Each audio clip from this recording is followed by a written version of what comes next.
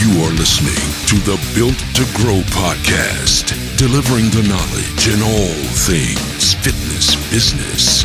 We help gym owners win. Here are your hosts, Tim Lyons and Randy Engston.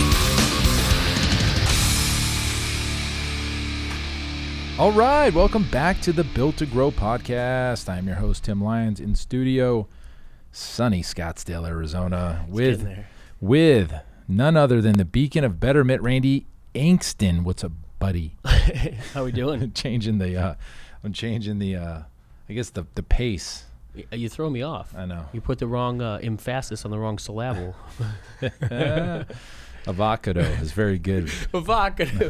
Free shavocado. What is that one? It's a fresh avocado. Oh, It's a little, I think it was a little kid or something, or it was a guy doing puns online. He's running around. He's like, free shavocado. So silly. All right. So got her pretty much sold out of the automation workshop. So we're excited to rock and roll with that thing. So today is the wrap up for part 4 of the 20 must-haves for 2020 for growth. If you don't have these things, you're going to limit your growth. So we got 5 more to talk about today. But before we do that, let's talk about a couple things. If you are listening to this podcast and you enjoy it, we'd love a rating and review. We'd appreciate that on Apple iTunes. It seems to be the heavy hitter, the gorilla of the podcast world. Also, if you're interested in booking a call, pfmarketingsolutions.com/call. Happy to help. That'll go to Randy. There's a quick form to have you fill out, get some details on your current state of your business, where you need help, and then we'll be able to jump on a call and just rock and roll and see what we can do to help you. Yeah, let's do that. That's the reason we're here, and obviously we're still in the early months of the year. Oh, plenty of time. Let's get on a call. Let's discuss these 20 different areas. Let's look at your business and see how we can help. Perfect. Okay, so let's dive into it. Not too long of a podcast today, but we're going to start off with number 1. Okay, so technically this is what, number 15? 16, 17, 18. Oh, yeah, 16. Number 16. Okay, do you have a retention strategy? Now, we talk about retention as, churn rate. You've heard these attrition. You've heard these kind of terms. It just means keeping your damn clients happy and keeping them paying you and not canceling their membership. Yeah. So the rule of thumb to try to keep your attrition under 3% each month. On average, obviously you're going to have some months higher than lower, whatever.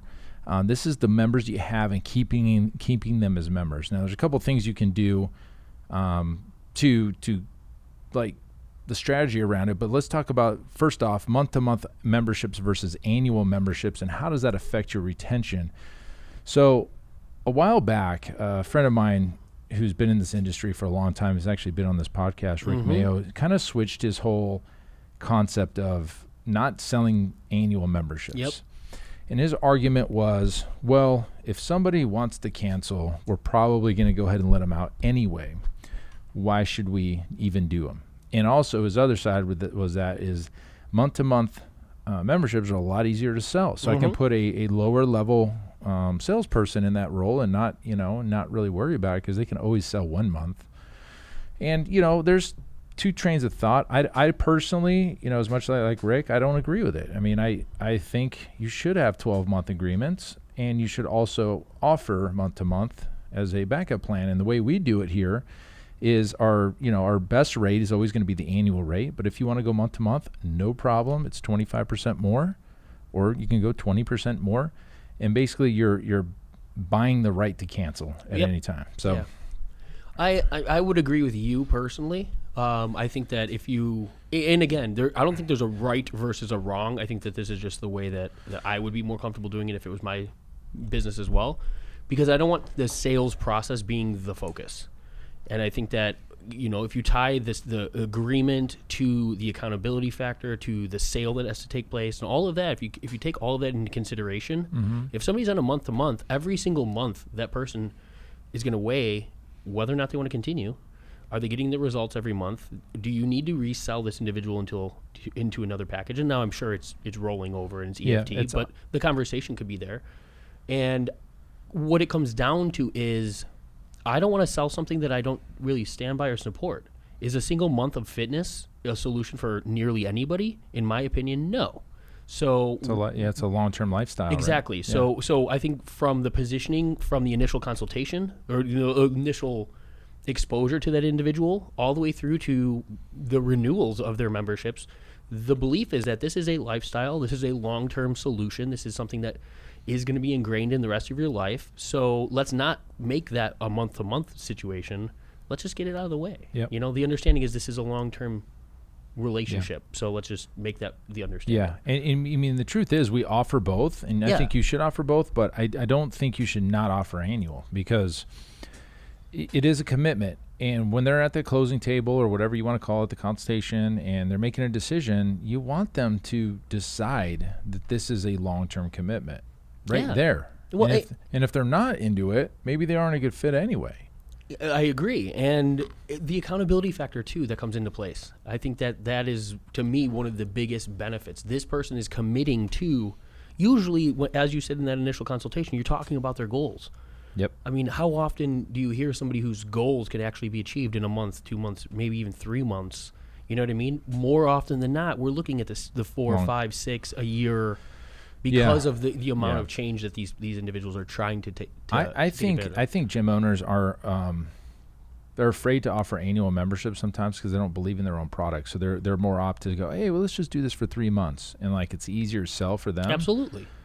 I look at it a little bit more, a little deeper, more into the business side, and like, hey, you know what? If I can grow these accounts receivable, because technically that's what it is, and I look at the valuation of the business. Now, I will tell you, Rick also says that doesn't mean anything, but then you talk to other people, it does mean things. So for me, we look at the total contract value. Yes. And we look at, the worth of the business and the health of the business and the projections and the cash flow, strategies and things we have in place. And we can't do that unless have agreements. Instead, and we don't like to call them contracts, because that's like a negative connotation to it, but like agreements. This is a 12-month agreement, and I know, hey, next month where this is already set, and then the month after that it's already set, so we can forecast a lot better.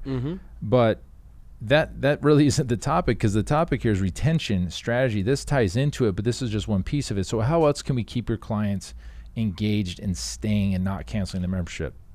Just to touch on that, because it's kind of a perfect segue.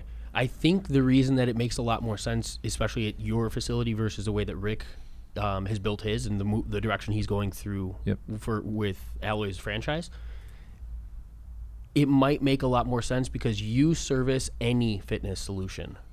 Okay. When let's say somebody starts with weight loss and they hit those goals at 3-4 months, that's fine. Now we have other levels of service that they can move into as part of that agreement, within that agreement, and still see results throughout, a year's time.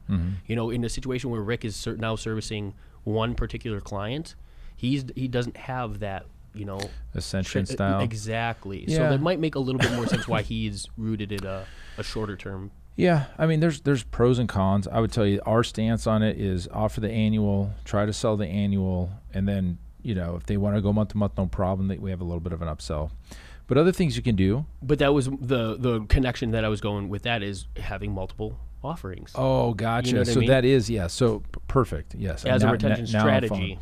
So as a retention strategy, what Randy's talking to is kind of what we call our ascension system within our private coaching program.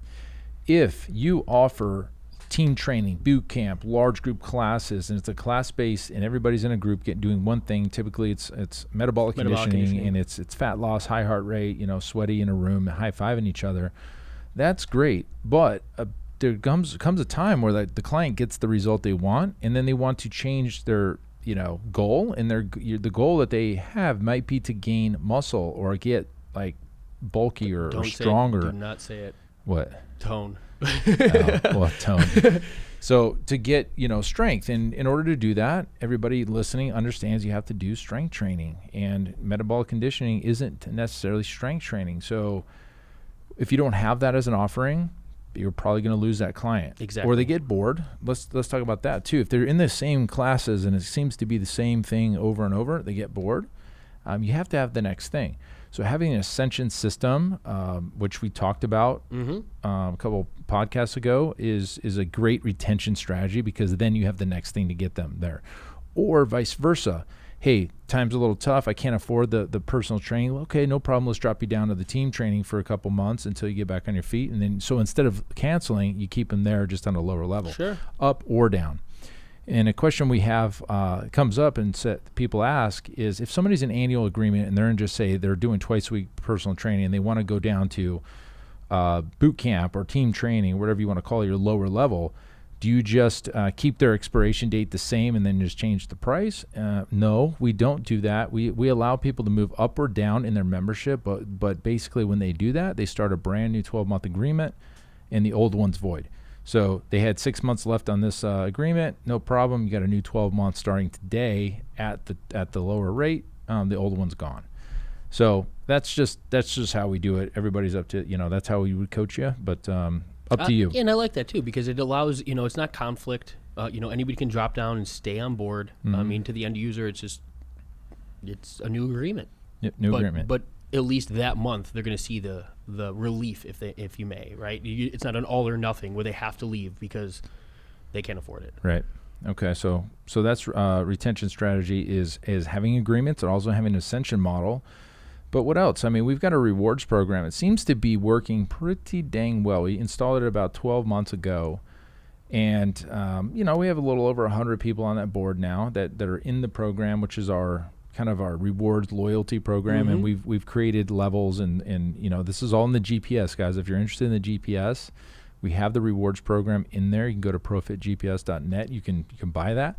We give you the strategy behind it, but essentially we've got this automated point tracking system that ties into our point of sale, their visits to the gym, their My Zone.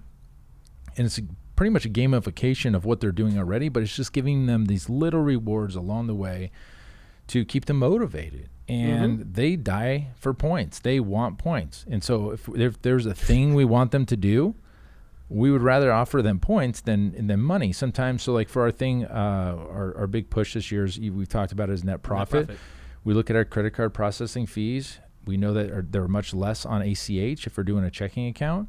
Hey, everybody, switch over 100 points, go to ACH. And we got this big mass movement of people that moved to ACH. So we're going to save a ton of money, and they get the points. Yes. And it goes back to the whole, people love that recognition. It's the T-shirt. It's the name on the board. It's not everybody is motivated by monetary goals and stuff. So in tying into the other stuff, our next topic, it ties right into this as well. Yeah. So topic number 2, I mean, before we kind of fall off of that. Sure. Retention, community, happy hours, events, holiday parties, recognition. Just there's a ton of things that you can do to keep your clients happy. I mean, as Tim lays these out, the one I know he mentioned they're in GPS, but this is a huge portion of GPS as well. This is something that we don't talk about a lot because traditionally, new business is always top of the mind. But keeping the clients that are already spending money with you is the other half of the battle. Other than just servicing them in the actual results that they're achieving, these are all of the things that you could be doing to keep the people happy. And the strategies in there, the charity events, the fun, mixers, all of that stuff.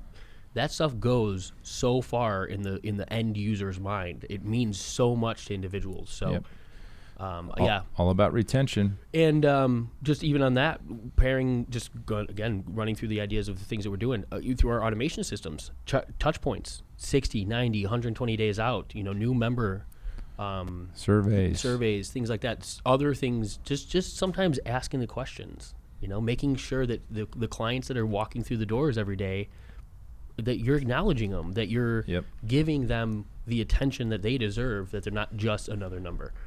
Oh, definitely. So I think we hammered home retention. Having a strategy around it is absolute must. Top 20. Let's go into the next one. I guess it'd be number 17 on the list.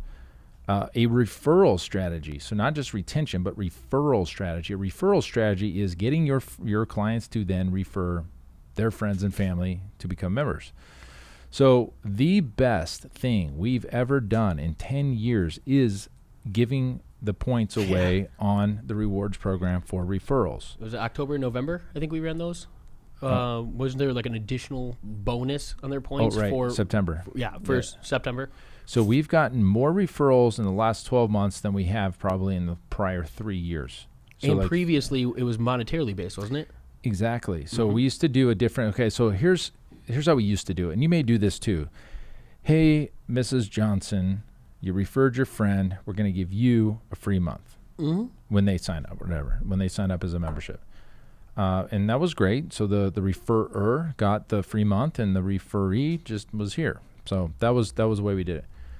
Now what we do is we give them 500 points so they can accelerate up the levels on our status board, right? So our levels board. Here's a great example. So, and I don't know if I've told this story on this podcast yet or before, but we had a client, Fiona, great client, one of our best clients. She did move to Texas to be closer to family, but she referred somebody to us in December. Okay. It was, in fact, it was her boss. And Fiona was on our highest plan. It was like $4.99 a month. So she referred her boss. Her boss joined in December. And in January, Fiona was going to get a free month. So $500. So she was stoked. New clients happy. Then we rolled out the rewards program. And we said, for everybody that refers anybody in January on, we're going to give you 500 points. She goes, hey, wait a minute. How come I didn't get the points? I go, you refer to somebody in December. We just started this in January. No problem. She goes, hey, can you go ahead and bill me for January the $500 so that I can get the 500 points instead? Yes, you can, Fiona. I will absolutely make that exchange. Yeah. So immediately it came really clear to me that our clients were not monetarily motivated, sure. but status motivated. She was the first one to move from bronze to silver, and it was like she was happy. Yeah, I could take it one step further. The holiday party, right? We did charity casino night, so all of the winnings went back to prizes, right? That they could turn in chips towards like a kind of like a raffle. Yeah. And then that money went to the charity. Right. All of those individuals were walking around talking about wanting to turn in the chips for points. Points instead. Points. Can I get these in? Yeah. Can I just put these towards my points? So we made it such a big deal that that also drives referrals for us. So any given month we'll get between 5 and 8 referrals. Now the reason that is because every time they log into their Perkville, it pops up, refer a friend, $500. Get an email, refer a friend, $500. 500 points. Sorry. It's top of mind, and they walk past that board every single day. They see where they're at in the pack, and they want to get in front. Very competitive in here, very competitive about the points. Oh, yeah.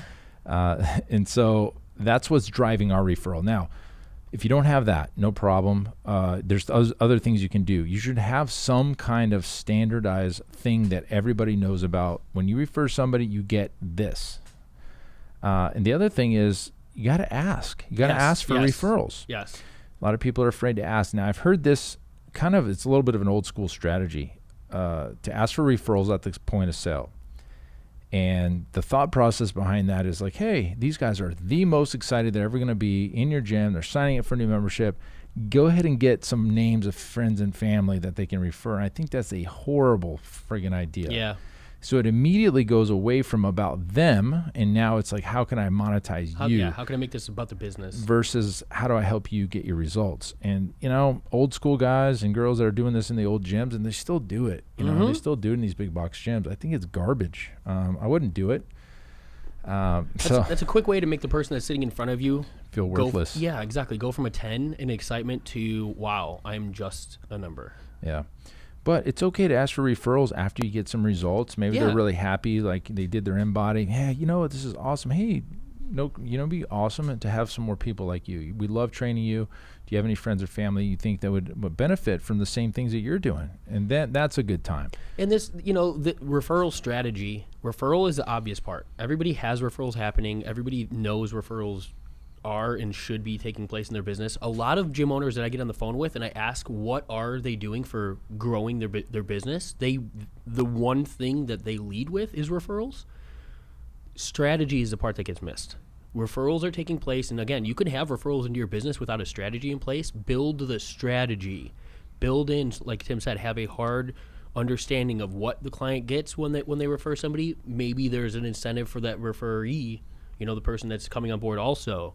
But you have to build a strategy, because just typically having referrals as part of your business is not a strategy for growth. Correct. Yeah, it's not scalable either. Exactly. It's not predictable, scalable, anything like that. So when you make it a strategy, now you can actually kind of understand when it's going to take effect, like you did. Certain months, again, adding more points and making that more valuable so that the habit of the individuals changes that month.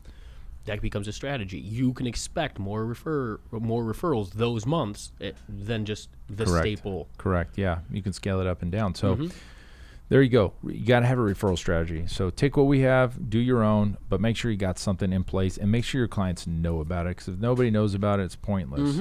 All right, let's keep on moving. Keep on keeping on. All right, so we're gonna flip the script a little bit, and we're gonna take it away from the business, and we're gonna go into the person, the gym owner. Maybe you're a trainer. This could be you. You have to have personal growth involved in your day-to-day. Absolutely. Day-to-day, week-to-week, month-to-month, whatever it is, quarter-to-quarter. And that means education. It means reading books. It means taking webinars to grow. It's go to seminars. That's needs to be there. If you're not growing, you're what? Dying. Boom. Growth or decay. And you're big on this. So huge. Dive in on personal growth and how it could fit into the business owner's world.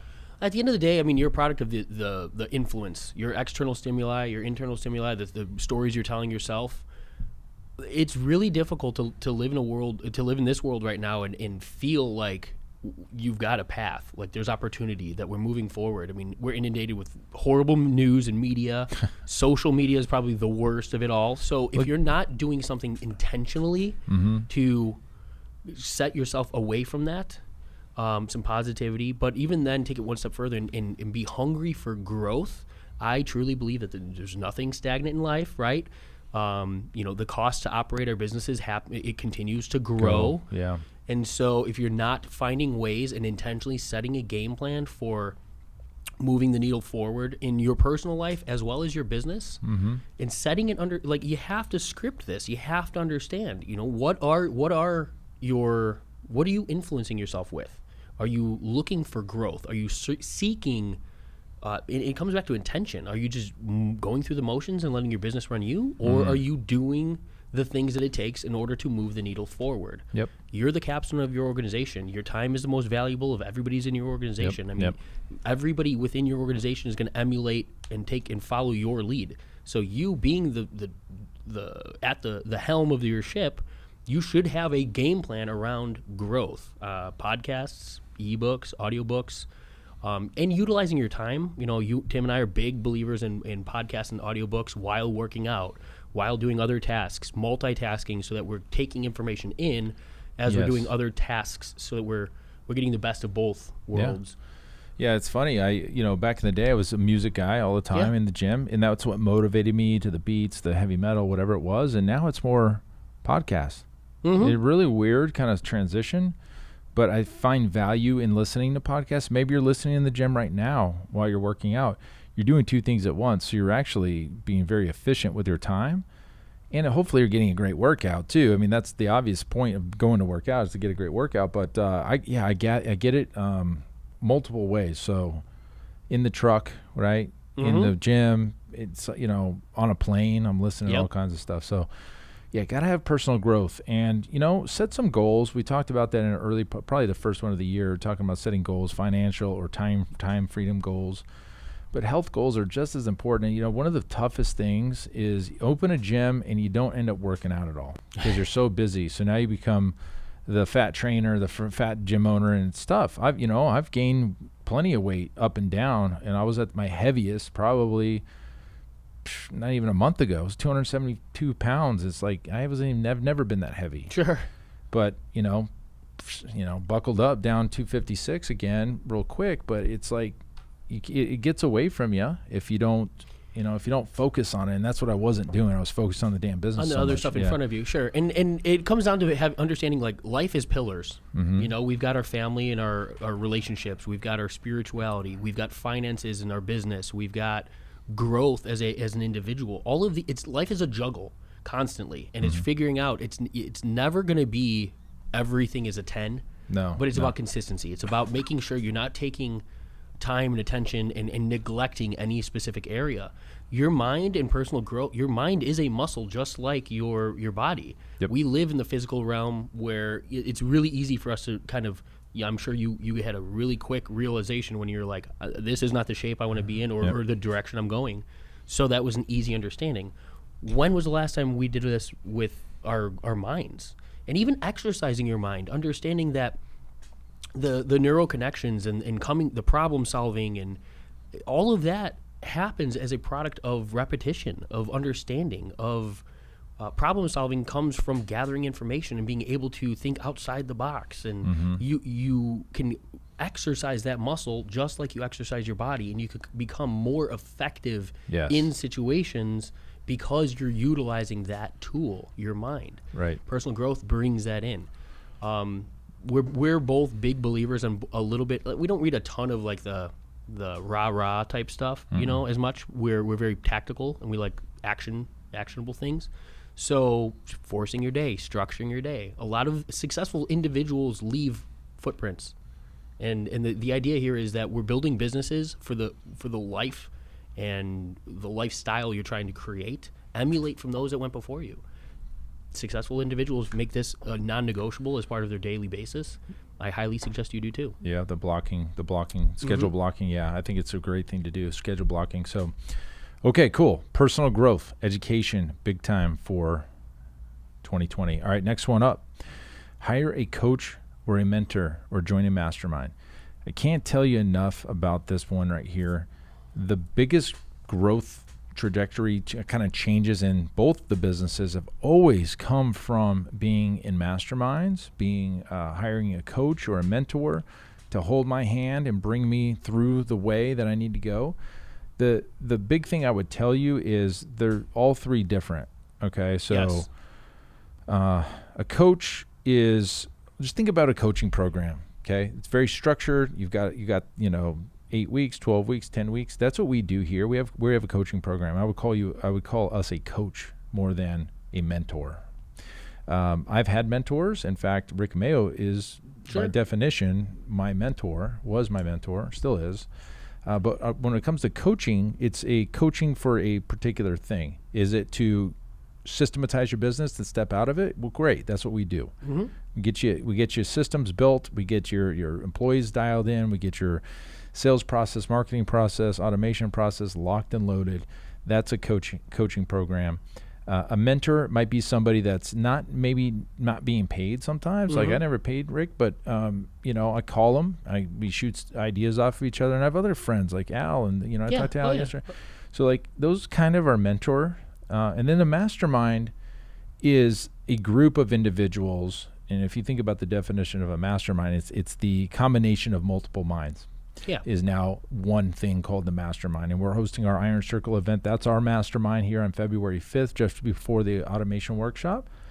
And we're going to do this. We're going to get in the front of the room. Everybody's going to have a chance to get up and talk about their business, talk about, where they're struggling, what they're doing well, how to share, and then they're going to get feedback, and then it's up to them to take action. Yeah, there's one I would just elaborate, or just kind of the way that I think of it, right? Like a coach is going to deliver a specific result. Like you're hiring for a very clear understanding of what you're trying to take out of that specific experience. Got it. Mentor would be a similar idea, usually just somebody who takes you under their wing or provides insight and knowledge. But usually, like you said, kind of not a formal agreement in place, just somebody, we all have those people. Like you sit down and they're willing to give you every bit of their information that they have. Yep. That's great.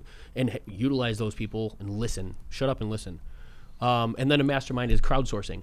So that you want to grow, but you might not have a specific result you're looking to achieve in a specific area.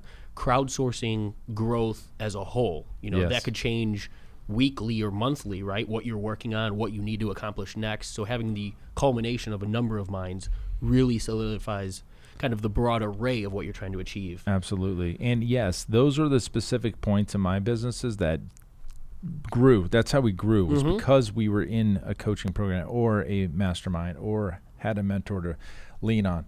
If you don't have one, okay, if you don't have any of those three things, I would highly suggest you look at them. And there's some garbage out there, guys. I'm not going to lie. There is some garbage, and you got to be careful. A lot of people are going to tell you one thing, and it's going to end up hurting you in the long run. And the best thing I would tell you is just research as best you can. Ask for other people that have worked with those particular coaches or in those masterminds. I don't want to see you guys get hurt. Now, I'm not saying that we're the best fit for everybody listening, but I would tell you there's a bad fit for a lot of you guys out there. And I get, I've unfortunately we hear it all the time. Seems like there's more and more people posting about bad coaches, mentors, and things that get screwed on than ever. It's true. Well, I mean, if you look at social media and you kind of look at that whole environment, I mean, I think that the coaching realm is very closely tied to the digital marketing realm. Mm-hmm. There's a natural progression in that digital marketing realm that once you see, I want to say a level of success, but once you essentially have the course underneath your belt, you turn around and you start teaching other people how to go create money. It just seems that way. But you have to be very careful. The barrier for entry to be a coach, open a mastermind, or mentor somebody is there is no official degree. So vet the people that you're looking to work with. If somebody is saying something that sounds too good to be true, sometimes it is. You know what I see? What I'm seeing right now, which is interesting, is I see especially fitness marketers. They'll be doing fitness marketing for gyms, and now all of a sudden they're an agency coach. They're coaching other people to get leads for other gyms. It's very strange that they would do that. I can think of a number of either our past clients or people that we've worked, let's consider ourselves more of a mentor. Like they've been following our stuff. They've been contributing to some of our stuff, our marketing group on Facebook especially. And then all of a sudden we turn around and they've got their own coaching. They're teaching other people to create a fitness agency around lead generation. It just seems, I don't know, a dime a dozen nowadays though. Yeah, it's tough, guys. So be careful. Vet. I know, you know what, I heard about this group. I don't know even know what the name of it is, but they coined themselves as the Yelp for the fitness industry gurus. So like you would go in there as a gym owner and you would ask about a particular person or coaching program or product or course, and then people would respond if they have had a good experience or a bad experience. Very interesting. I think that's probably a very good thing to see. Maybe because it sounds like the guy that started it got really burned. And so he's like, you know what, I don't want this to happen to anybody else. So they created that. I don't know. I heard about it and I saw the thing. Somebody posted about it, but I wouldn't be allowed in there anyway because they won't let you. Like if you're a little conflict of interest. Yeah, it's fine. I'm not worried about it. I'm not. You know what? I don't know. Should I talk about this? The DM that I got the other day. We don't need to throw anyone under the bus, but we need. It brings up a good. Okay. A good point. Yeah. So I got a DM, which was a screenshot from somebody that I know, sent me that said something along the lines of, "Yeah, I work with Tim, and he screwed me over for $8,000, and he left me hanging out to dry." And the guy that sent it to me responded back to the person that sent it to him and said, "You know what, guys? You got the wrong guy. Tim's got extreme integrity. There must be a mistake." Sure. This guy said, "No, it's Tim." Okay, cool. So he sends me that message. I go to you, Randy. I go to Kelly, and I was like, "Who is this person?" Like, he gave me the name, right? And we looked at our database. We looked at our Facebook group. We looked at any payments to us, accounts receivable. Nothing was coming up with this guy's name. Mm-hmm. So I wrote back the guy, and I was like, "Hey." Just to be 100% transparent, we never, right off the bat, we didn't think that we had worked with him. No, I know. Then we vetted not only his name, his email, the business name. Like we did due diligence to ensure that there was no formal connection to this whatsoever. Correct. So it wasn't just like some assumption like, oh no, we probably didn't work with him. Yeah, and then I messaged the guy back that sent it to me. It's like, "Man, we've never worked with this guy. I don't know who he is, but he's got the wrong guy." Yep. So he went back to the person that sent it to him, blah blah blah. Long story short, it was not us. It was a guy with a name T, but it wasn't us.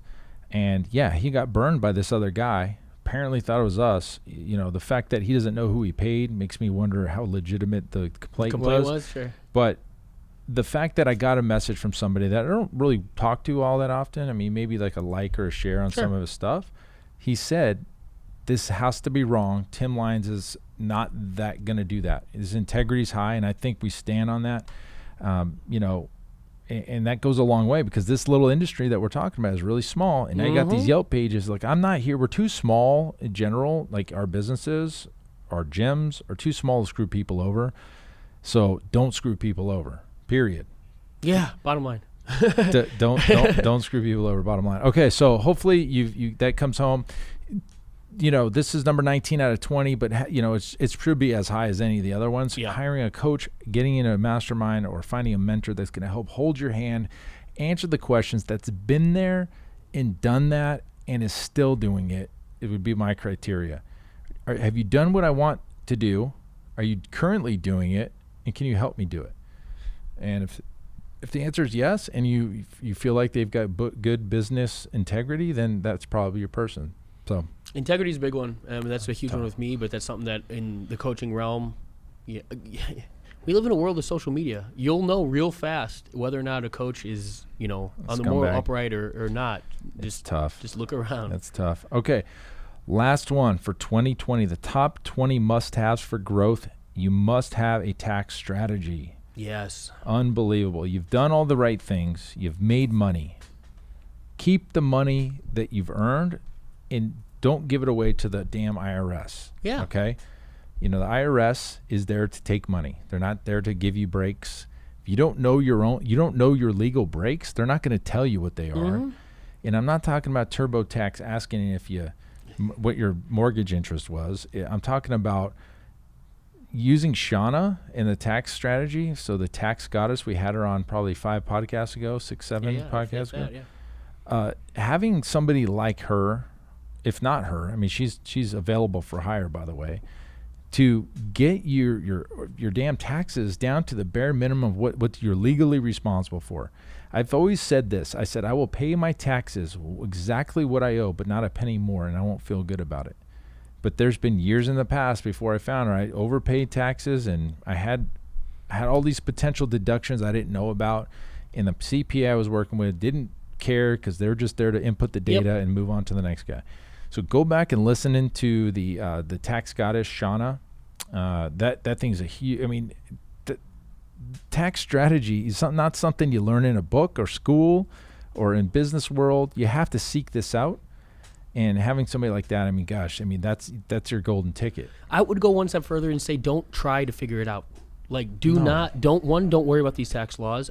Find somebody who this is what they do, like a Shauna. You got 14 other options, or she's one of 15 in the world, or in the U.S. In the U.S., yeah. So just go to her. Was it is it the tax goddess or tax goddess?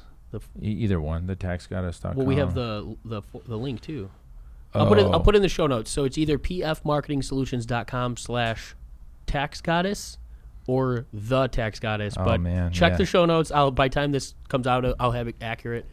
Good point. The link is there, but to book a call. Yeah. Well, hell, I'll make them both that way.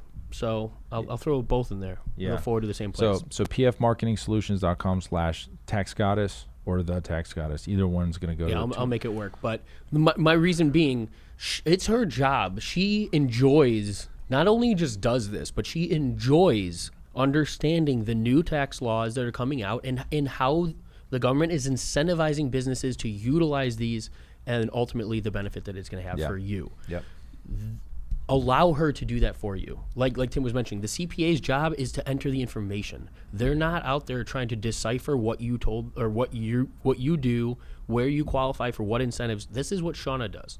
So layer your tax strategy with a tax strategist in the mix, and then really utilize or really benefit from these are incentives the federal government is writing for businesses to take advantage of. Yep. This is not skating law. This is not sneaking and getting away with something and not pulling your weight and doing your fair share. Yep. This is literally utilizing the benefit the government is putting in place for you. It is, in my opinion, it's ignorant to not. I'll put it to you this way, and this is why I decided to use her. I mean, well, there's a million reasons why, but this was what made it the easiest. She said, Tim, based on this, you're going to owe $35,000. Pay me $10,000, and you can keep the $25,000 for yourself. Okay. Deal. Like, I'm gonna have to pay the money, so pay her the 10 or whatever it was at the time, and I can keep the rest for myself. Thanks. Legally, yeah, exactly.